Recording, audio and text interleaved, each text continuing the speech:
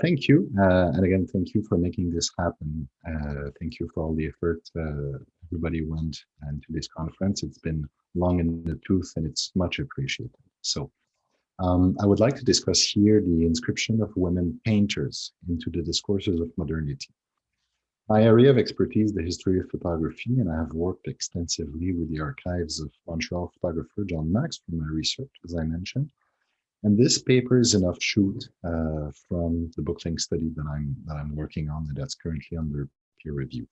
So I will briefly situate him as a major Canadian photographer. He's best known for his 1973 photo book Open Passport.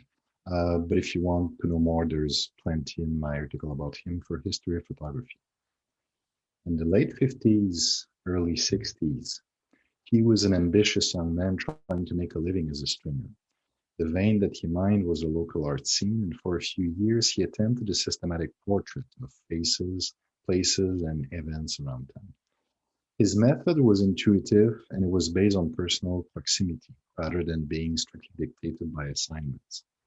But he positioned himself as an artist, as an author, by adopting the discourse of the avant-garde and also by seeking bylines in magazines, not just photo credits. So as a result, he produced images in a quantity and style that exceeded actual demand. Rediscovering this kind of independent work now allows us to examine the dividing line between publishable and unpublishable portraits of artists, most interestingly, in the case of women painters at the turn of the 1960s. As Christina Hinault reminds us, aesthetic autonomism in the early 20th century hadn't settled the position of women professional artists, whose commercial work, as we saw in Sarah Bassnett papers, found itself somewhat devalued. But in contrast, the industrialization of photography had revalued professional work over amateur work. But the categories bounced back as the century advanced. Sorry, just and the 35 millimeter camera brought closer together the amateur and the professional photographer. Also, as Sandra Pajkowski has argued, women painters in the 50s navigated an original plastic landscape between gestural and grid-based painting, so between the automatist and the plastician, so to speak, that she summarizes in her idea of the armature.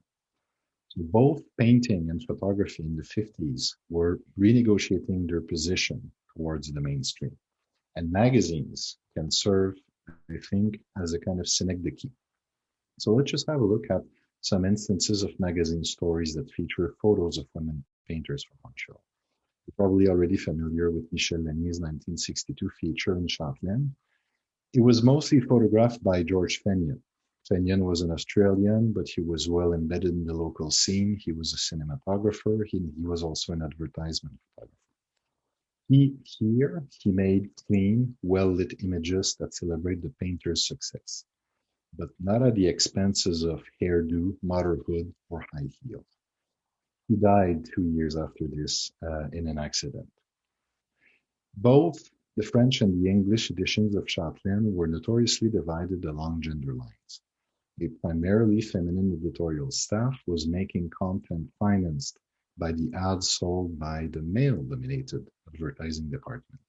So the magazine was polarized between a more progressive and a more conservative view of women.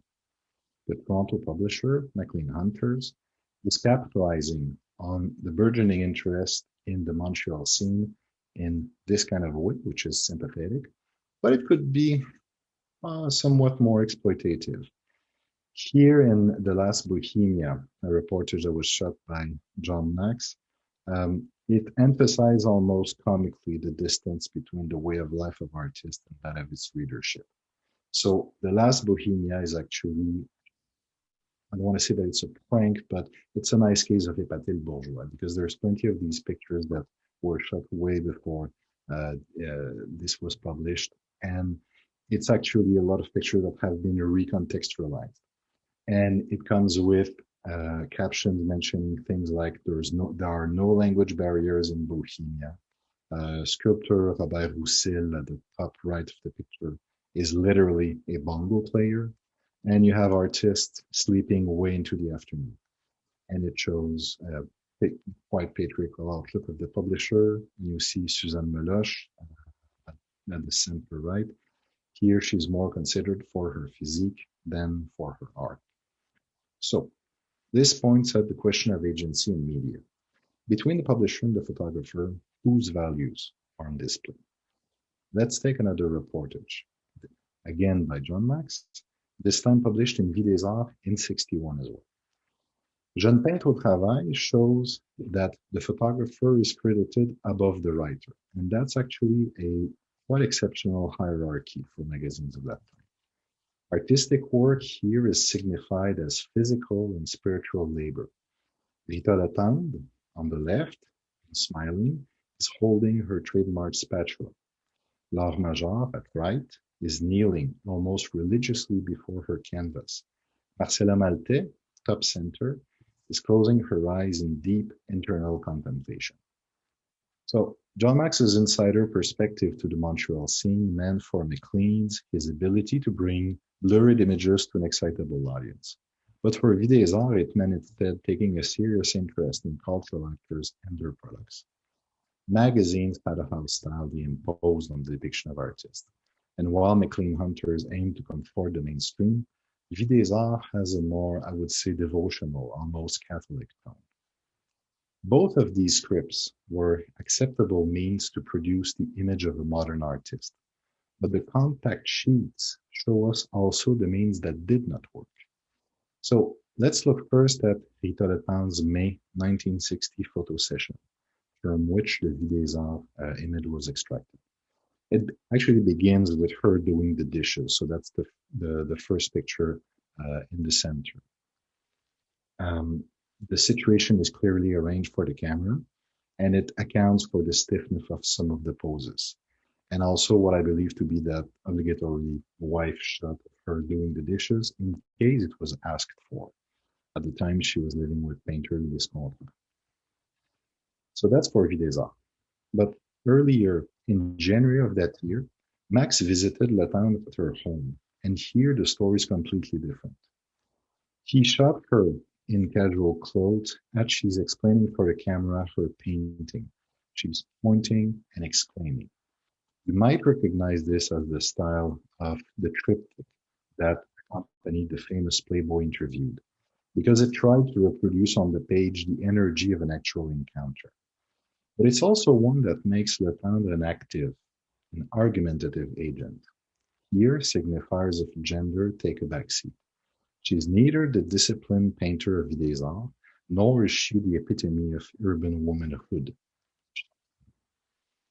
Contact sheets for Marcella Malte show that she could adopt a proud demeanor while painting.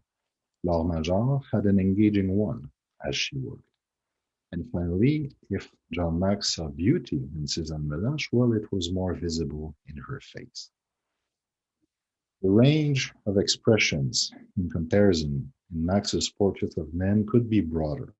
It could go from Jacques Cocteau's shy demeanor at the bottom to Armand Vaillancourt's ecstatic physicality. But again, Spikowski reminds us, their experience of the world and their degrees of freedom were not the same. The sad undertones in the eyes of this painter, whom I have not, yet been able to identify, were not an affectation. John Max's approach to reportage was proactive rather than reactive. Instead of waiting for an assignment, he would work regularly in the vicinity of artists, accumulating images as, quote unquote, nothing happened.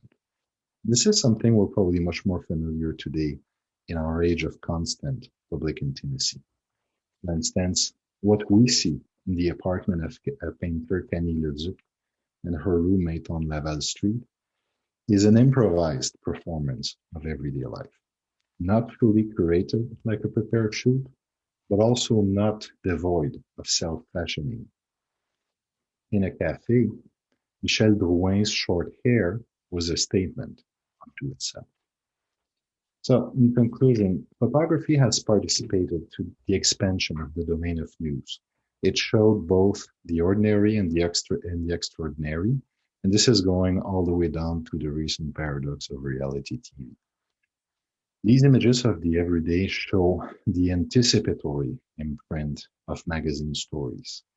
They were an intimate social form of photography, but it was also one that was hoping for the limelight. Valmax shows that women artists were taken seriously in Montreal, even though publishing their depiction had to follow certain standards. But his work also shows the awareness of possible variations in this standard.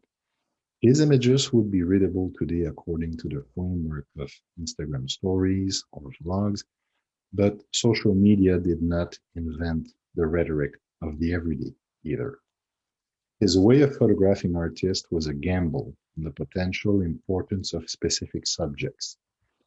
You had better be good at making iconic images of Latang in 1961 because she could strike success sooner than expected.